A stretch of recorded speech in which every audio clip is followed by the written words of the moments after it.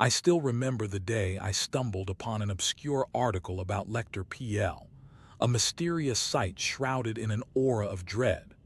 The words on that yellowed newspaper clipping seemed to leap off the page, drawing me in with their promise of unsolved secrets and unexplained phenomena.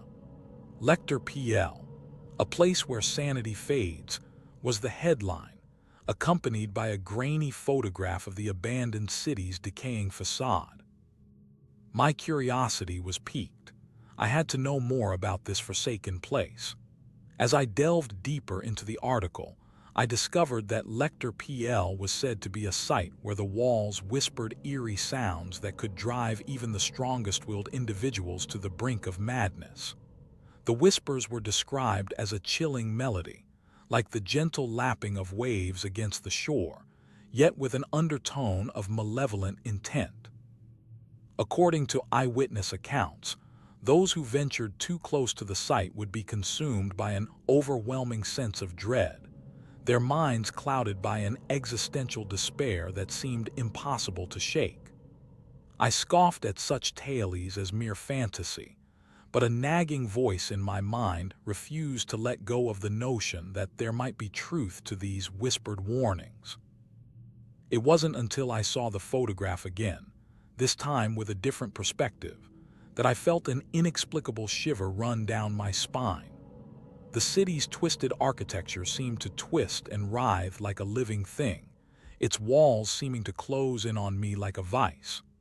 I knew then that I had to visit Lektor Pl for myself, to test the limits of its supposed horrors and uncover the secrets that lay hidden within its decaying heart. As I navigated the dusty aisles of the old bookstore, my eyes scanned the shelves for any mention of Lektor Pl. The air was thick with the scent of aged paper and decay, and the flickering fluorescent lights above cast eerie shadows on the walls. I had been searching for what felt like hours, but finally I spotted it. A tattered leather-bound guidebook with a yellowed title page that read Lektor Pl, a guide to the unseen. The cover was adorned with strange symbols and markings that seemed to shift in the light, sending shivers down my spine. I purchased the book on impulse, feeling an inexplicable connection to the mysterious site within its pages. As I flipped through the yellowed pages, I discovered that the guidebook was written by a pseudonymous author who claimed to have spent years exploring the depths of Lektor Pl. The text was dense with cryptic warnings and tales of the site's dark history, but one passage in particular caught my eye. "Beware the whispering walls, for they hold the secrets of those who dare to listen."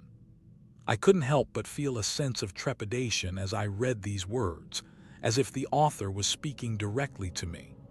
The guidebook led me to a small, cramped office tucked away in a forgotten corner of the store. There, on a dusty shelf, lay an old map of Lektor Pl, its layout seeming to twist and writhe like a living thing.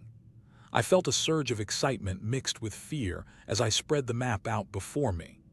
The streets seemed to lead nowhere, looping back upon themselves in impossible ways. I spotted what appeared to be an entrance point, marked only by a small X in the corner of the map. Without hesitation, I tucked the guidebook and map into my backpack and set off towards the unknown depths of Lektor Pl. As I stepped into the abandoned city, the air grew thick with an otherworldly presence. The map led me down a narrow alleyway, lined with twisted trees that seemed to lean in towards me like sentinels. The once majestic buildings now stood as hollow monoliths, their windows shattered and empty. I felt a shiver run down my spine as I walked, the silence broken only by the soft crunch of gravel beneath my feet. Every step seemed to take me further into the heart of madness. As I turned a corner, I stumbled upon an overgrown garden vine snaking around crumbling statues, their faces worn away by time and weather. The air reeked of decay and rot, but amidst the squalor I spotted something peculiar. A small fountain, its basin cracked and empty. Water pooled in the center, reflecting the dull gray sky above like a stagnant mirror. A fine mist rose from the surface, casting an eerie glow over the surrounding foliage. The atmosphere seemed to vibrate with an unseen energy, making my skin prickle with unease. I approached the fountain cautiously, feeling as though I was being watched by unseen eyes. As I peered into the depths of the pool, I could have sworn I saw something flicker beneath the surface, a shadowy form that vanished when I leaned in closer. The realization hit me like a slap. Lektor Pl was not just a place, but a state of mind, and I was already beginning to succumb to its influence. As I ventured further into Lektor Pl, the whispers began. At first they were faint, barely audible over the creaking of rusty hinges and the groaning of twisted metal. But with each step, the whispers grew louder, more insistent. They seemed to emanate from the walls themselves, like a chorus of restless spirits. I tried to focus on my surroundings, but my ears were drawn inexorably to the whispers. They spoke in hushed tones, their words indistinguishable but their tone unmistakable, a maddening mixture of longing and despair. The words began to take shape, forming phrases that sent shivers down my spine. Find the entrance. Turn back while you still can. I spun around, desperate to locate the source of the whispers, but there was no one in sight. The walls seemed to loom over me, their surface etched with strange symbols that pulsed with a malevolent energy. I felt my grip on reality begin to slip, as if the whispers were seeping into my mind like a cold, dark liquid. My heart pounded in my chest, and my breath came in short gasps. I knew then that I was not alone in Lektor Pl. Something was watching me, waiting for me to succumb to its will. The whispers grew louder still, until they became a cacophony of sound that threatened to consume me whole. And then, just as suddenly as they had begun, the whispers ceased. The silence was oppressive, heavy with anticipation. I stood there, frozen in terror, as the darkness seemed to coalesce around me like a living thing. As I delved deeper into Lektor Pl, the encounters became increasingly unsettling. I stumbled upon a room filled with antique dolls, their glassy eyes staring back at me with an unblinking gaze. The air was thick with the scent of decay and rot, and I could have sworn I saw one of the dolls move, its lips curling into a grotesque smile. But when I turned to look again, it was still frozen in place. I tried to shake off the feeling of unease, telling myself it was just my imagination playing tricks on me. Yet as I continued onward, I began to experience strange and vivid dreams that seemed all too real. In one, I found myself standing at the edge of a vast, dark lake, its surface dotted with candles that burned with an otherworldly flame. The water seemed to be pulling me in, drawing me down into its depths like a riptide. But when I awoke, I was back in Lektor Pl, surrounded by the twisted metal and rusting hulks of what once might have been machinery. It was as if my mind was trying to tell me something, but the message was shrouded in a veil of confusion and fear. In another encounter, I stumbled upon a figure cloaked in shadows, its presence seeming to fill the entire room with an aura of malevolent intent. The figure spoke in a voice that was both familiar and yet completely alien, its words dripping with an unspeakable horror. "You should not have come here," it hissed, its breath cold and rank. "Now you will never leave." I tried to run, but my feet felt heavy, as if rooted to the spot. The figure began to move closer, its presence suffocating me with an unseen weight. And then, just as suddenly as it had appeared, the figure vanished, leaving me shaken and gasping for breath. It was as if reality itself was unraveling before my eyes, and I was powerless to stop it.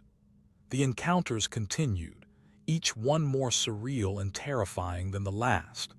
I began to wonder if I would ever be able to distinguish between what was real and what was just a product of my own fevered imagination.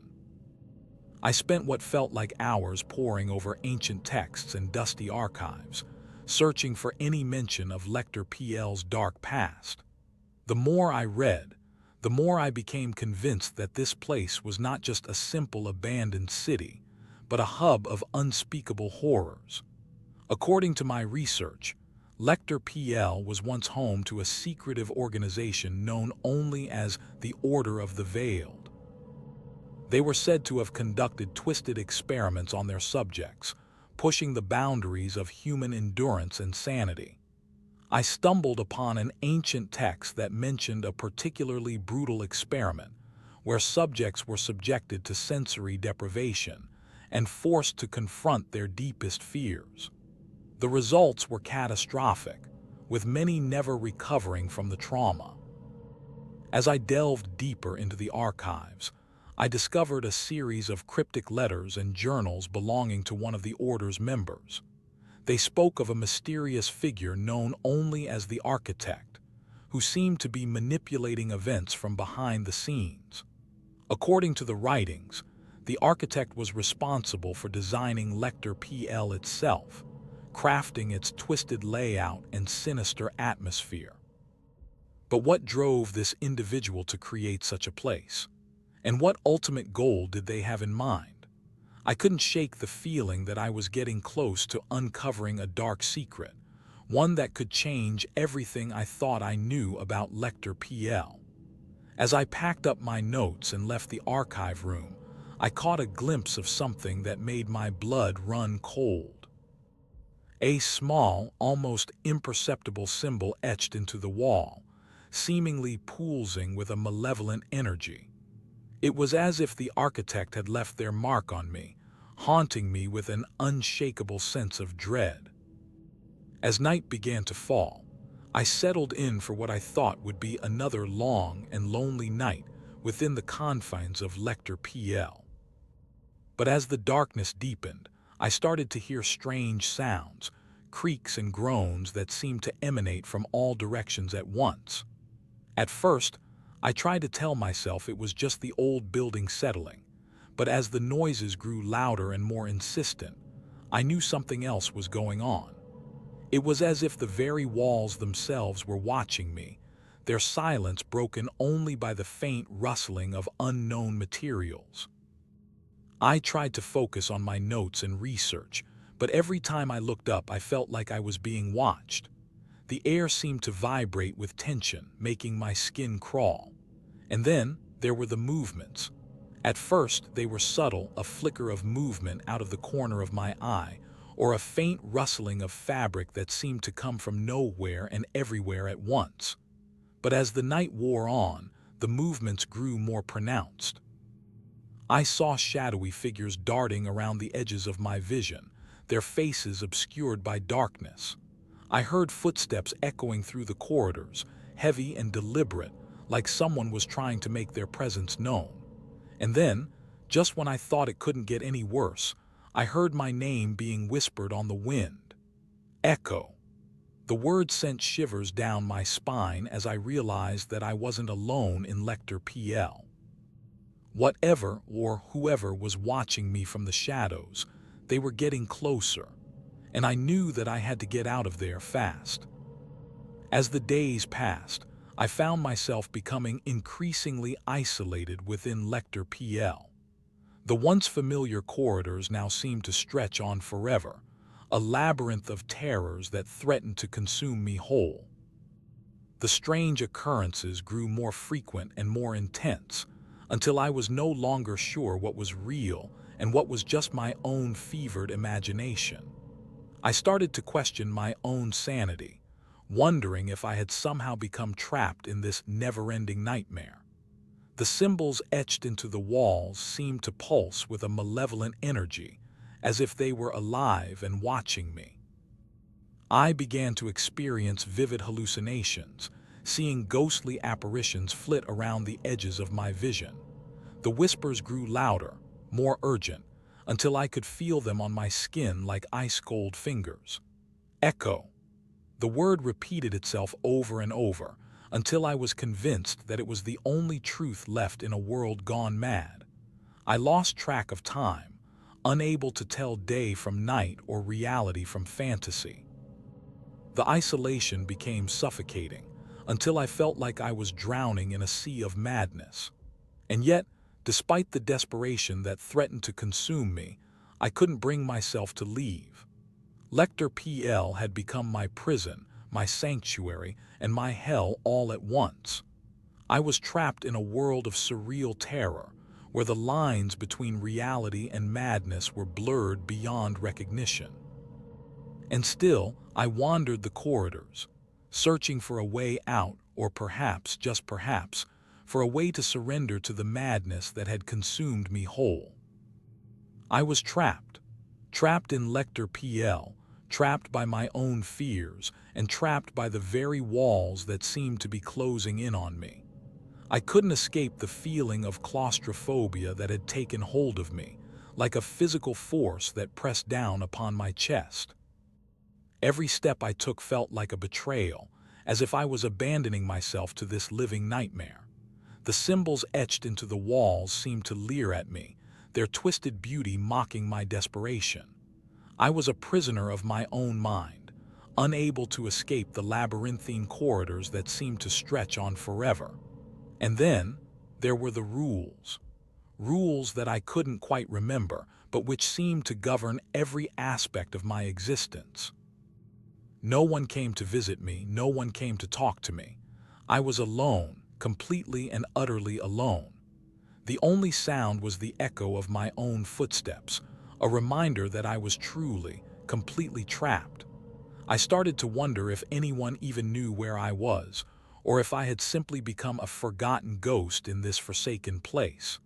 The isolation was suffocating, like a weight that pressed down upon me. I felt like I was drowning in a sea of nothingness, with no lifeline in sight.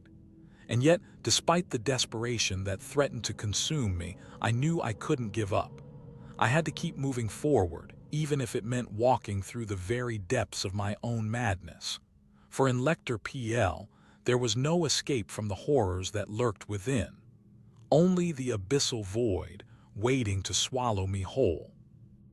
As the days blurred together, my perception of reality began to distort. I saw things that couldn't be explained, heard whispers in the wind, and felt the presence of unseen entities lurking just out of sight. The symbols on the walls seemed to shift and writhe like living serpents, their meaning slipping further and further into the realm of madness. I tried to distinguish between what was real and what was just a product of my fevered imagination, but it was like trying to grasp a handful of sand. The harder I squeezed, the more it slipped away from me.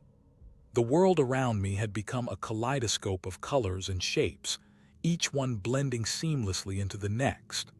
I saw patterns where there were none, heard music in the silence, and felt the beat of a drumming heart that wasn't mine.